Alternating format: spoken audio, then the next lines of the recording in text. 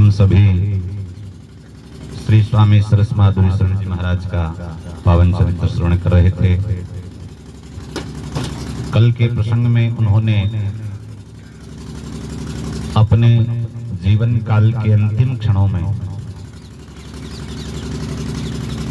अपनी आचार्य निष्ठा व्यक्त की और हमको आचार्य निष्ठा की शिक्षा दी कि अंतिम समय में अपने गुरु आचार्यों के प्रति उनका भाव सुमन जो उन्होंने अर्पित किया आचार्य चरणों में, दो पदों से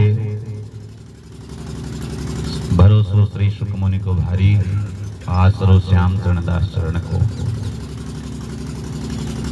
तो यथा श्री हरि गुरु आचार्यों की कृपा से हमने श्रवण किया इस भाव को, ऐसे जय श्री सुखदेव जय श्री श्याम चरणदास जी कहते हुए उन्होंने ये पंच भौतिक शरीर त्याग करके नित्य भगवत लीला में प्रवेश किया और वृंदावन के निम्बार की महात्मा जो जयपुर में ठहरे थे श्री रामानुज दास जी, उनको रात्रि में वो दिव्य प्रकाश दिखाई दिया। सुबह उन्होंने इस बात को प्रकट भी किया सबके सामने कि कल की रात को किसी महापुरुष का भगवत धाम में प्रवेश हुआ है। धाम गमन के बाद भी कई भक्तों पर उन्होंने कृपा करके दर्शन दिए। श्री सरस माधुरी जी का रस उपासना में विशेष रूप से मधुर रसोपासना में, मतलब जो सखी भाव की उपासना है, उसमें जो उनका योगदान है वह अतुलनीय है। वाणी साहित्य में भी उनके योगदान का मूल्यांकन करना कठिन है। श्री सरस सागर नाम से जो 3 भाग प्रकाशित हैं उनका वाणी ग्रंथ है, तो उसका महत्व किसी भी अन्य वाणी ग्रंथ से कम नहीं। जितनी उनकी वाणी प्राप्त हुई और छपी उतनी ही वाणियां सरस माधुरी जी महाराज की अप्रकाशित भी रह गई, प्रकाश में नहीं आई। नहीं तो बहुत बड़ा साहित्यिक भंडार उन्होंने छोड़ा हमारे लिए। उन्होंने बहुमूल्य वाणियों की रचना तो स्वयं की ही, प्राचीन वाणी ग्रंथों के उद्धार का भी बहुत बड़ा प्रयास किया। श्री श्याम सुंदर शुक्ल नाम के एक विद्वान, जिन्होंने चरणदासी संप्रदाय पर, काशी के विद्वान थे और इस संप्रदाय के साहित्य पर उन्होंने शोध किया, पीएचडी करी। तो चरणदासी संप्रदाय और उसका साहित्य, ये उनका शोध ग्रंथ है जो रिसर्च में उन्होंने लिखा था। उसमें उन्होंने यह लिखा है कि 200 संत चरणदासी संप्रदाय के और उनकी 1000 वाणियां प्राप्त है और उतनी ही अप्राप्त है। इस कार्य में उनकी कितनी लगन थी इसका पता चलता है उस परिश्रम से जो उन्होंने श्री बंसी अली जी और श्री किशोरी अली जी की वाणियों का संग्रह करने में किया। इनकी वाणियां भी जयपुर में लाडली जी के मंदिर में सुरक्षित थी। तो जिस मंदिर में वाणी सुरक्षित है, महाराज चाहते थे कि वो वाणी बाहर निकाल करके दूसरी लिखी जा सके, छपाई जा सके, लेकिन पुजारी जी मंदिर से बाहर नहीं ले जाने देते थे वो वाणी। तो मंदिर के भीतर ठाकुर के शयन करने के बाद ही पुजारी जी दिखाने को तैयार होते थे। तो सरस माधुरी जी महाराज ने कई रात शयन आरती के पश्चात मंदिर में प्रवेश किया इस काम के लिए। पुजारी जी ने बाहर से ताला बंद कर दिया। कितनी लगन परिश्रम से उन्होंने ये काम किया है। तो कई रातें जाग करके दीपक के सामने बैठकर सब वाणियों की उन्होंने प्रतिलिपि तैयार करी, नकल करी। श्री सरसकुंज के संग्रहालय में उनके द्वारा संग्रहित वाणियां आज भी सुरक्षित हैं और वे वाणी ग्रंथों को उनका सृजन करने वाले महात्माओं का अपना ही रूप मानते थे। यानी जिस महापुरुष की हम वाणी पढ़ रहे हैं, सुन रहे हैं, वह वाणी उस महापुरुष का स्वरूप ही होती है। आचार्य वाणी आचार्यों का स्वरूप है और उनका उन महापुरुषों के समान वैसा ही आदर करते थे। इसलिए वाणी का अनुशीलन करते समय उसको बड़ा आदर दे करके, भाव से आसन आदि लगा करके करना चाहिए। श्री सरस माधुरी शरण जी की रचनाओं में गुरु महिमा, धाम की महिमा, नाम महिमा, विनय, श्रृंगार, लीला, अष्टयाम सेवा, वर्षोत्सव, आचार्यों की बधाइयां और सिद्धांत के पद सब उनकी वाणियों में मिलते हैं। उनके सिद्धांत के संबंध में कुछ लोगों को भ्रांति है कि उन्होंने अद्वैतवाद या कहना चाहिए निर्गुण ब्रह्म के सिद्धांत को जड़ से उखाड़ने की चेष्टा करी। इसमें तो कोई संदेह नहीं कि उन्होंने अद्वैत सिद्धांत को मानने वाले लोगों पर कड़े प्रहार किए। जैसे वे कहते हैं, अहम ब्रह्म अहमक बकते हैं जिनके ये अंधेरा है। अहम ब्रह्म अहमक बकते हैं जिनके ये अंधेरा है। आशिक सादिक हुए जिन्होंने तू ही कर टेरा है। तो अहम ब्रह्मास्मि, ये मैं ही ब्रह्म हूं।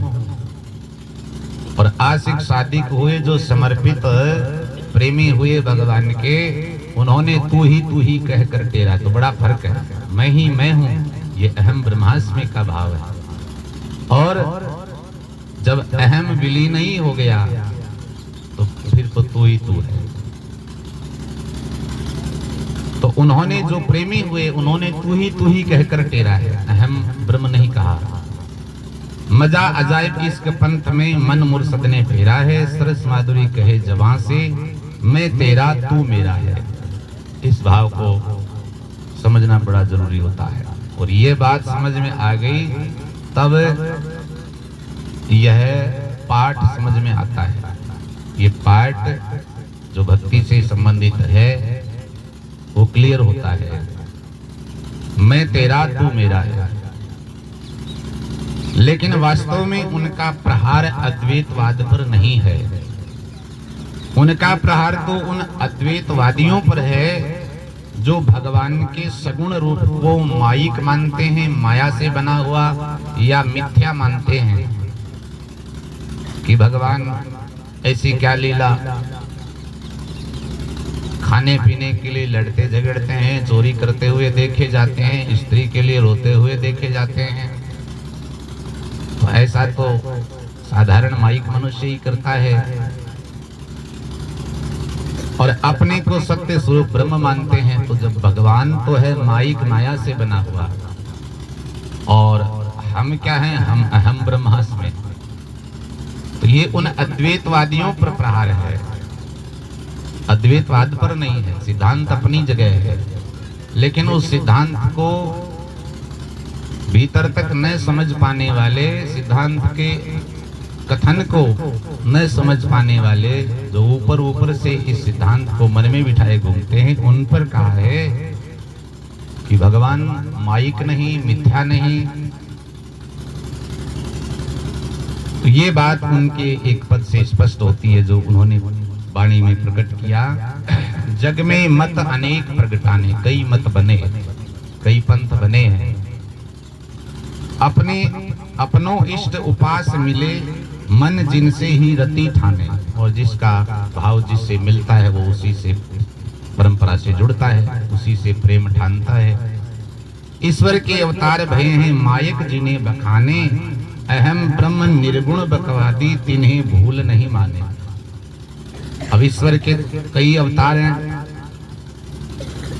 अनंत। उनको जो माइक बखानते हैं, अहम ब्रह्म निर्गुण बकवादी, ये लोग बखानते हैं। तिन्हें भूल नहीं माने और वो उन अवतारों को मानते भी नहीं है। वाचक ज्ञानी अति अभिमानी एक ही एक बखाने, सब एक ही है जी, सब एक ही है, वही हम है, वही वो है, वही वो है। तो जो वाचक ज्ञानी है, अति अभिमानी है, वो ऐसी बात बखान करते हैं। भजन भावना हीन जिन्हों के वचन सुने नहीं काने, लेकिन वो अपना समय जिस किसी भी प्रकार से नष्ट करें व्यर्थ में, बकवाद में, पर हमको भजन भावना हीन जिन्हों के, ऐसे भजन भावना से हीन लोगों के वचन सुने नहीं काने, ऐसी वाणी उनकी नहीं सुननी चाहिए। गुरुमुख रसिक संत जन सेवा करें त्याग अभिमाने, ये करना है अपने को, ये आदेश है हमारे आचार्यों का। जो गुरुमुख रसिक संत जन सेवा करें त्याग अभिमाने, अभिमान को त्याग करके। तीन संग हिलमिल हरियस गावे रह सरीत पहचाने, उन्हीं लोगों का संग करना है। एक इष्ट मिले अरु मन मिले, मिले भजन की रीत।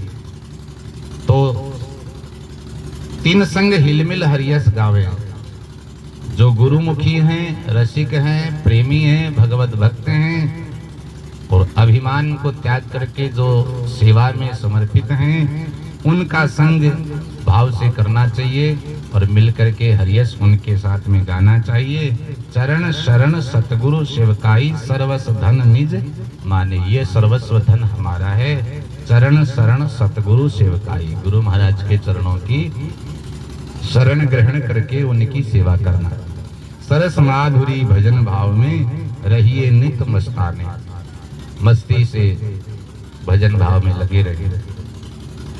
जो अद्वैतवादी उनके इष्ट को मिथ्या कह करके उनके मर्म स्थल को चोट पहुंचाते हैं, उनके प्रति उनके तीखे प्रहार स्वाभाविक ही है। भाई वो जो माने माने ठीक है, हम कहाँ विरोध करते हैं, लेकिन अपना कुछ मानना करना नहीं, और जो दूसरा कहता करता है वो गलत है। तो ये तो मर्म स्थल पर चोट है ही है, और उसका तो विरोध महापुरुष वाणी से करेंगे ही। तो श्री सरस माधुरी जी महाराज ने निर्गुण को नकारा नहीं, किसी संत ने नहीं नकारा, किसी महापुरुष ने नहीं नकारा। अगुण ही सगुण ही नहीं कछु भेदा, सबने स्वीकार किया है दोनों भावों को। उसे ब्रह्म का वह स्वरूप माना है जिसमें शक्ति रूप गुण आकार प्रकट रूप से नहीं है। सगुण स्वरूप में उसकी माया, उसकी शक्ति, उसकी लीला हमको प्रकट रूप में दिख रही है, और निर्गुण स्वरूप में वो अप्रकट है। अप्रकट रूप में उस परमात्मा को स्वीकार किया है, जिसमें शक्ति रूप गुण और आकार प्रकट रूप से विराजमान है, जो जाज्वल्यमान काष्ठ की तरह जलती हुई लकड़ी की तरह है, जिसमें अग्नि प्रकट है, और जो पापों को ध्वंस करके अपने धाम तक पहुंचा देने की शक्ति रखता है। तो अग्नि तो सब काष्ठ में है, सूखी में भी है, तो जो ज्वाजल्यमान है, जल रही है, उसमें भी है। उसमें अप्रकट रूप में है, एक में प्रकट रूप में है। तो कहते हैं अंतर काष्ठ अग्नि व्यापक है, दाह शक्ति बिनु कछु न काम। प्रकट अग्नि बिन जड़ समझ सोई, यथा सर्वगत आत्म राम। सभी काष्ठ में अग्नि व्याप्त है। अंतर काष्ठ अग्नि व्यापक है, उसके भीतर में है वो। तो अब किसी में प्रकट हो गई तो दिख रही है, किसी में अप्रकट है तो नहीं दिख रही है। समय आने पर वो भी प्रकट हो सकती है। ऐसे ही भगवान समय समय पर किसी न किसी उद्देश्य से अपने को तदात्मानम सृजाम्यहम्, तो यहाँ भगवान अपने आप का सृजन करने की बात कर रहे हैं, अपने आप को पैदा करने की, जन्म लेने की नहीं। सृजामि अहम, मैं अपने आप का सृजन करता हूँ, खुद को बनाता हूँ जैसी मेरी इच्छा होती है। सगुण ब्रह्म जाज्वल्य अनलवत, और सगुण ब्रह्म क्या है? जाज्वल्य अनल माने अग्नि, उसके समान है। जारे पाप देहि निज धाम, वो प्रकट अग्नि की तरह है, और उसमें जैसे अग्नि का गुण है, गीला सूखा सब जलता है, ऐसे जो कोई उसकी शरण में गया उसके पाप नष्ट करता है। सरस माधुरी व्यापक परिहर, भजो प्रीत युत श्यामा श्याम। प्रेम पूर्वक आप तो श्यामा श्याम का भजन करो। तो निर्गुण का अर्थ सरस माधुरी जी महाराज ने नितांत गुण रहित न मान करके मायिक या प्राकृत गुण रहित माना है। ऐसा नहीं कि गुण ही नहीं है, उसका अर्थ निर्गुण है। माया के मखलूक नहीं, गुण यूं निर्गुण कहलाया है। माया से आकार बना नहीं, निराकार यूं गाया है। उसने अपना आकार माया से प्रकट नहीं किया, इसलिए वो निराकार है। अमित अमायिक गुण तन नूरी, ऐसा प्रीतम पाया है। वो अमायिक है हमारा परमात्मा, अमित गुण उसमें है और एकदम चमकते हीरे की तरह, जाज्वल्यमान काष्ठ की तरह है। हमारा प्रीतम हमने पाया है। सरस माधुरी सनम सलोना, वही मेरे मन भाया है।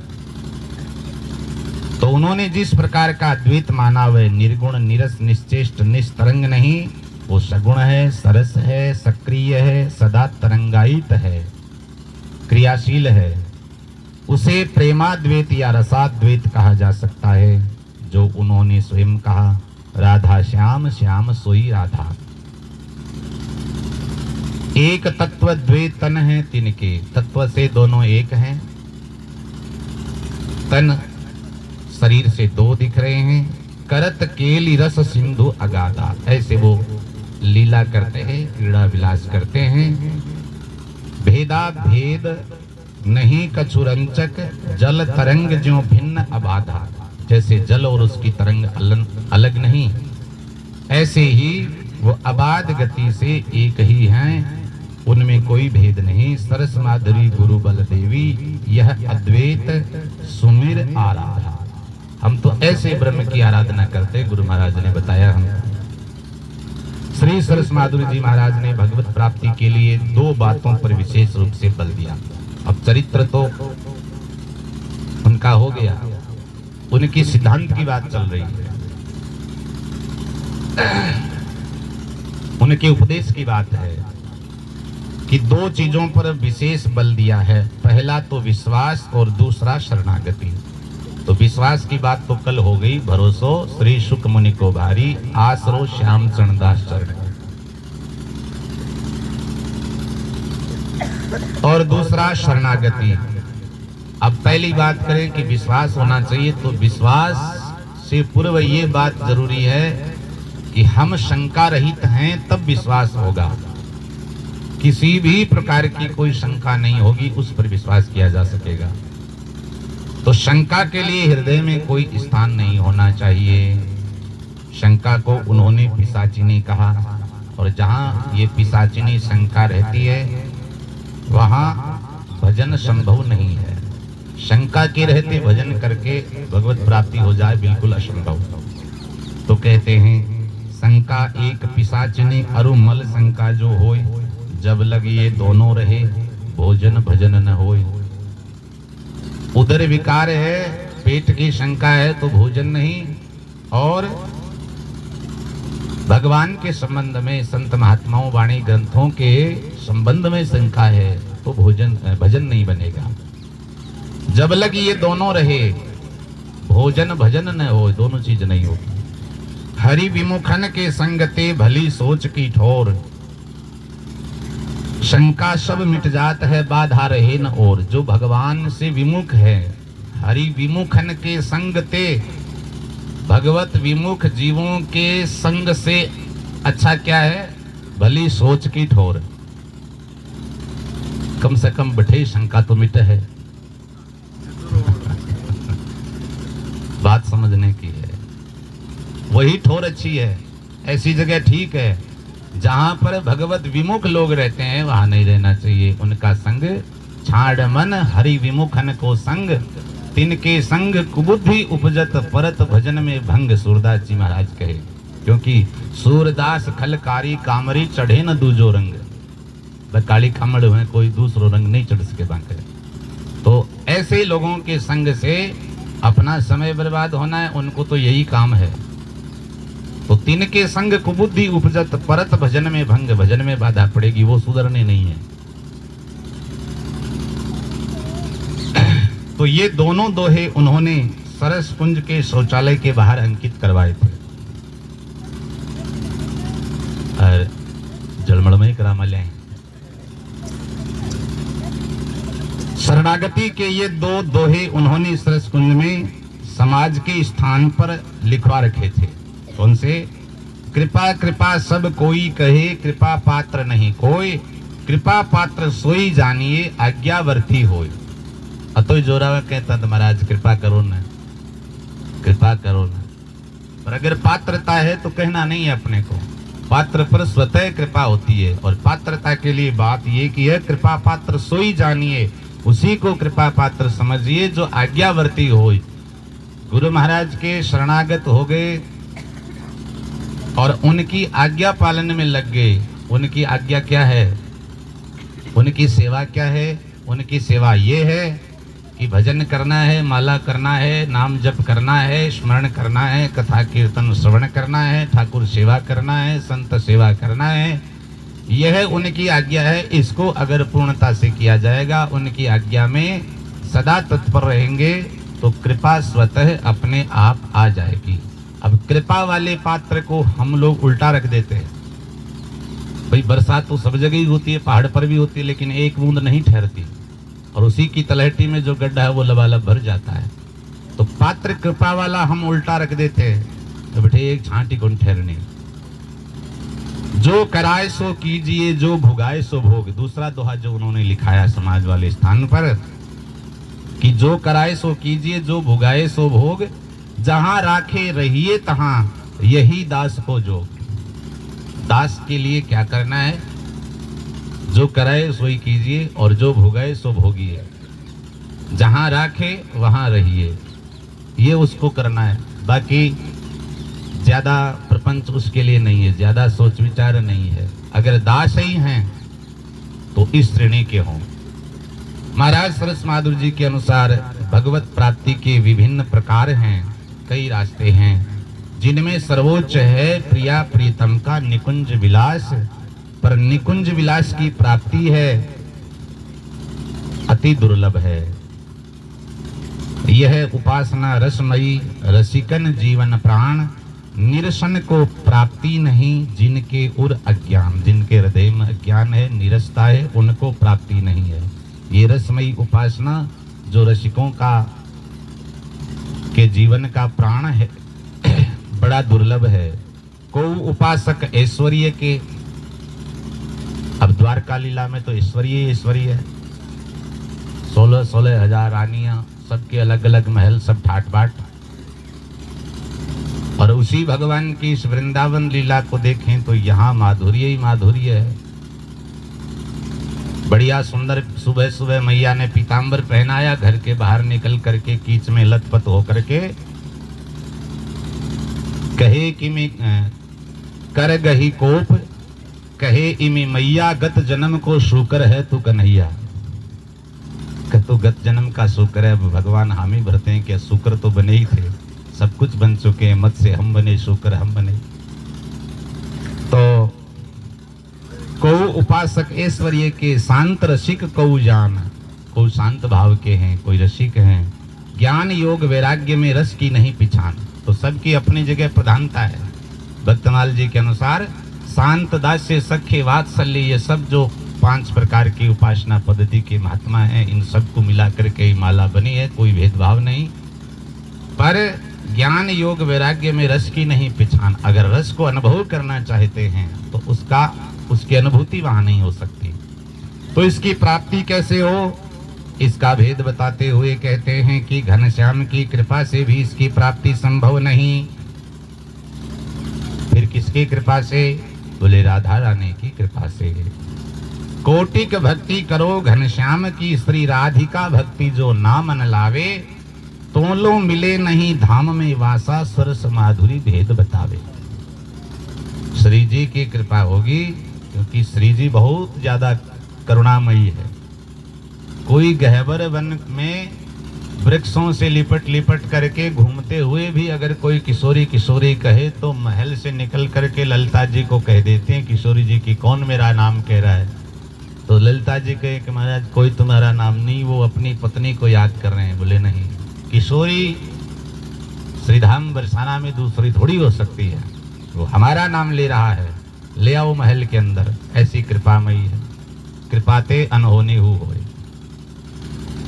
तो राधा रानी की कृपा से मिलती है। अब ठीक है, राधा रानी को याद कर लेंगे, लेकिन उनकी प्राप्ति का क्या उपाय फिर? तो कहते हैं उनकी प्राप्ति का एक ही उपाय, श्री गुरु चरणों में विश्वास और उन गुरु चरणों की ही सेवा। उन पर राधा रानी की कृपा सहज में होती है। सखी भाव श्री राधिका पद पंकज की आस, कृपा दृष्टि श्री गुरु अली, मिले निकुंज निवास।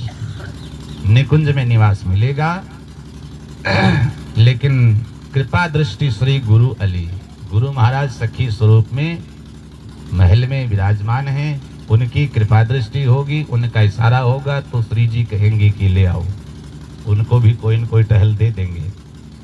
आचार्य श्री गुरुन में अचल होई विश्वास, सरस माधुरी कहते हैं पावे परिकर खास। जिनका आचार्यों में श्री गुरु में, गुरु चरणों में दृढ़ विश्वास है, अचल विश्वास है, तो सरस माधुरी महाराज कहते हैं पावे परिकर खास, सामान्य नहीं खास में प्रवेश मिलेगा। फिर पुनः कहते हैं कोटि जन्म दुर्लभ सुपद रंग महल अधिकार।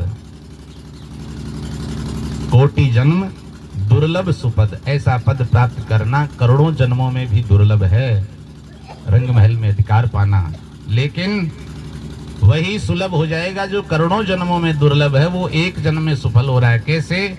जन्म एक में सफल हो कृपा गुरुन की सार, गुरु कृपा से वही एक जन्म में सफल हो जाएगा। श्री गुरुदेव की चरणों की सेवा से राधा रानी प्रसन्न होती है।